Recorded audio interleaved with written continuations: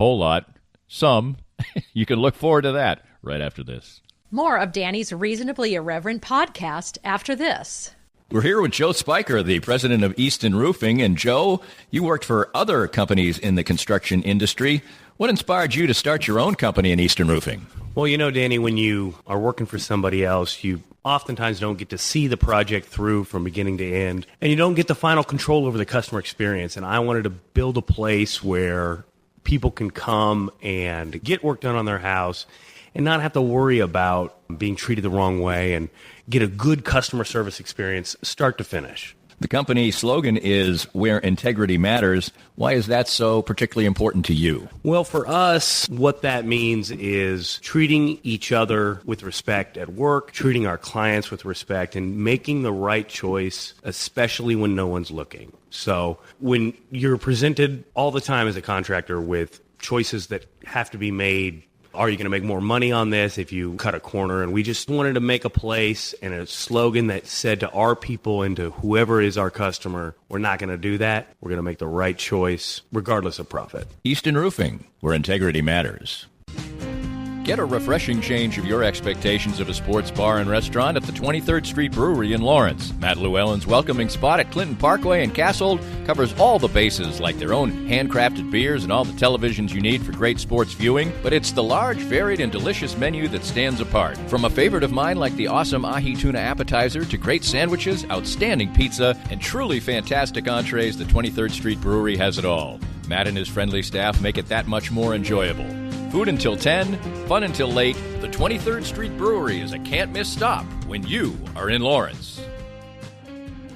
I was duped, and I recommend you be next. For better or worse, the ultra-realistic impression of me sits now in my wife's office to spook her on a daily basis. So what is Doob? D-O-O-B. It's the keepsake of a lifetime, a 3D-generated, incredibly lifelike figurine. 66 cameras take an image at exactly the same moment in any pose, and state-of-the-art 3D technology transforms that into exact replicas of you, anyone you know or love, a pet, whomever is close to your heart. Create lifetime memories with a Doob. Visit their Facebook page at Doob 3D Kansas City, or better yet, see their incredible creations. Visit their location down on the plaza in the heart of it at 231 West 47th Street in KC Mo.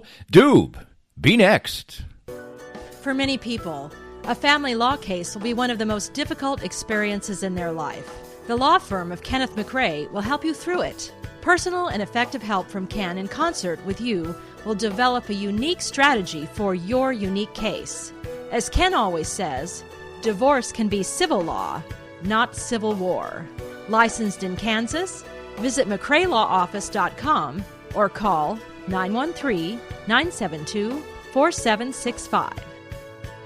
Welcome back to the Weekend Sports Wrap, and lo and behold, Sporting Kansas City actually got themselves a road win. You certainly don't want to be trotting 4 months into any season without grabbing one road win. But, of course, in soccer, the season is long, but the games are somewhat sporadic. Sporting Kansas City will play 4 games in the entire month of June in MLS play. And the Sporting Kansas City playoff situation is always bolstered when you're just viewing it by the fact that so many teams make the playoffs in MLS, more than half the teams do. But with the win, 1-0 over Columbus on Sunday, the Sporting Kansas City did put themselves in a position to be right in the playoff mix. They're only 1 point out now, facing one more road game in this long road month of June. And it was perhaps the type of game that provided a little bit of solace for a franchise that so often seems to have a narrative where they play well but don't get the result. And that's happened far too often for Sporting this year, most of the time in draws, but for a couple of losses as well, as they let games get away late. They couldn't put the finish on it.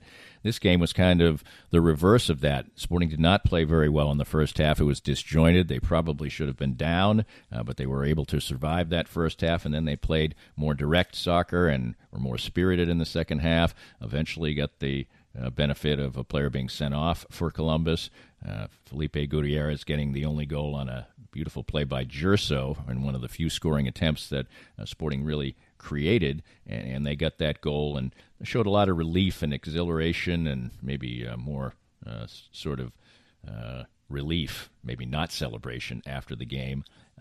Maybe a game that felt so different than so many sporting games where they feel like they were the better club and they didn't get the result. This one, at least for the first half, which you probably just don't even want to really remember, they weren't the better team, but they came out of that 0-0 and then were able to get the 1-0 victory. Very important, and Peter Vermees talking afterwards about the fact that they were fighting it a little bit, and to get this result, and in fact all 3 points, puts a little life into Sporting Kansas City.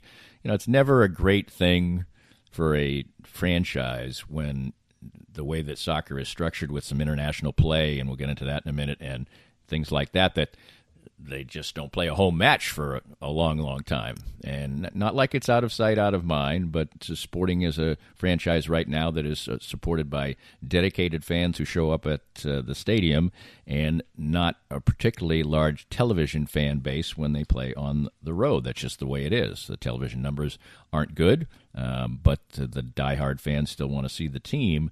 But if you go from late May to early July without a home match, you can not be forgotten, but at least not be creating a lot of excitement.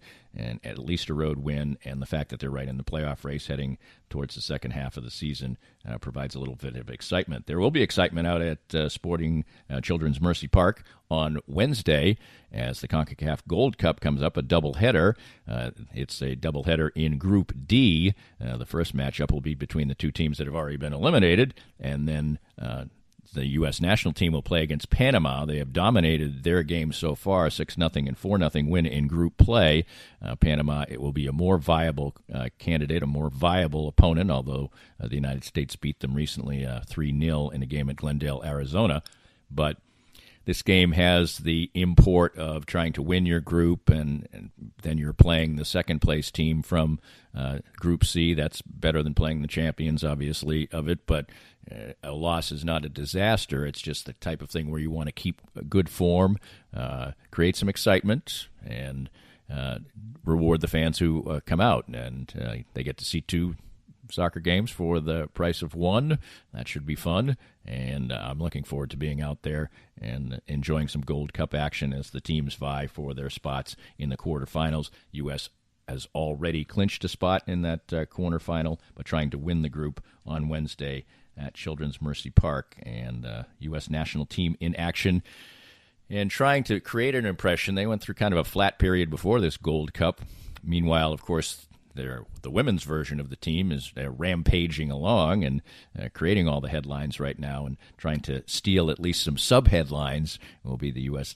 Men's national team with what's going on in the CONCACAF Gold Cup over here, while in Paris, France, the best women's teams in the world are vying for the Women's World Cup, which has been entertaining to watch. I think there's a little period of adjustment, just a little one, when you start to watch a women's soccer game, because it's not as speedy as a men's game, but after usually about 5 minutes, I kind of forget about that. This is competition. I've always talked about that before. People will turn down their nose at women's sports like the WNBA, but meanwhile, they love college football, and college football, while to me maybe at times even more exciting than pro football, but it's not as good a product. Or they'll go out and watch, high-level high school sports and enjoy that. Well, that's not nearly as good a product. You're not watching as good a product as you can at the highest level. But so what? It's high level for that level. And that's exactly the case in this Women's World Cup. And it's the added thing where Americans get to enjoy the fact that their team is the best. Whether they'll be the best this time around, well, that remains to be seen. But they are the best at this moment in time and have shown it. Basically, the news that they've created so far in the Women's World Cup is that they're too good and they're showing off too much. Well, now they've gotten to the point where those type of games are not going to happen, and so that team getting international play and national play, and I said it, I think it was last week on the SportsWrap, there's many people who maybe don't even have that much of an interest at all in women's soccer. They're not going to go out to an NWSL game or anything like that, but you put the stars and stripes on the backs of a team and people will get into it. They'll root for it. They'll head to the Power and Light. They'll do things like that. But here in Kansas City on Wednesday, it will be the U.S. men's national team in action and looking for some support out at Children's Mercy Park. Golf yesterday, locally was the Watson Challenge, or wasn't the Watson Challenge because there wasn't a Sunday final round. Always kind of anticlimactic.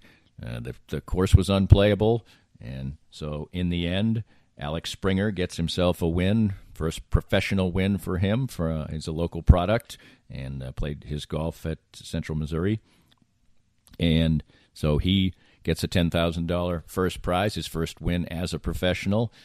He doesn't have to go out and go head-to-head with Tom Watson, as the Lionsgate, with the wind and everything, was playing pretty tough the first couple of days, as only 3 players were under par, and then they couldn't play on Sunday. So Springer saying that he actually had taken the mindset that he knew the forecast for Sunday was pretty dire and that he was treating the Saturday round just in case as if it might be the final round.